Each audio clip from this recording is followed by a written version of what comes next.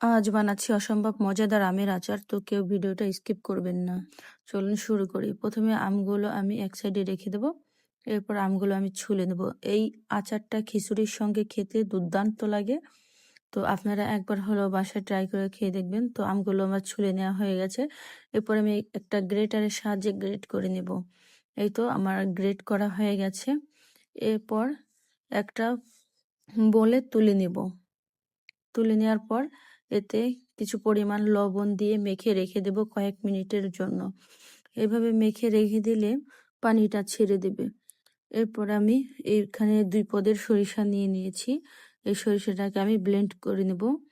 তো এরপর 5 ফোড়ন হালকা গরম করে এটাকে ব্লেন্ড করে রেখে দেব এক সাইডে। এরপর আমি একটা পরিষ্কার কাপড়ের সাহায্যে আমগুলোকে সেঁকে নেব। সুন্দরভাবে সেঁকতে হবে যাতে একটু পানি না থাকে। এই আচারটা রোদে দেওয়ার একটু ঝামেলা নেই, ফ্রিজেও রাখার দরকার নেই, এমনিতেই দীর্ঘদিন সংরক্ষণ করে রাখা যায়।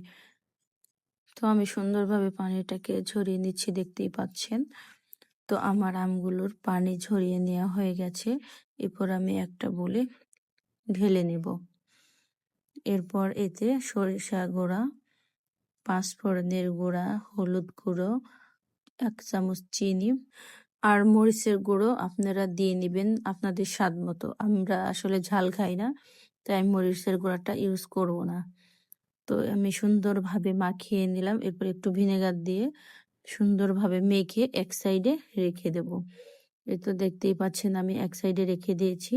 এরপর একটা প্যানে সরিষার তেল পর্যাপ্ত পরিমাণে দিয়ে দেব। দিয়ে দেওয়ার পর এতে শুকনো লঙ্কা, 5 ফোড়ন, তারপরে কয়েকটা রসুন কোয়া আর তেজপাতা, গরম মশলা দিয়ে তেলটাকে গরম করে এই তো আমের মধ্যে ঢেলে দেব। আমার পাত্রটা ছোট হয়ে গেছে, আপনারা একটু বড় পাত্র নিয়ে নেবেন যদি পরিমাণটা একটু বেশি হয়। তো আমি এটাকে সুন্দরভাবে মিক্সড করে নেব।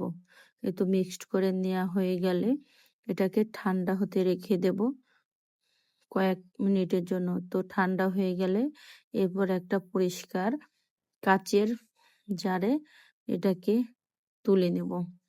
কাচের জারে আচার রাখলে দীর্ঘদিন ভালো থাকে, আপনারা অবশ্যই কাচের জারে আচারটাকে রেখে দেবেন। তো আমার আচারটা রেডি হয়ে গেছে। তো খুব লোভনীয় লাগছে, তাই না? তো আমার ভিডিওটা কেমন লেগেছে অবশ্যই কমেন্টে জানাতে ভুলবেন না।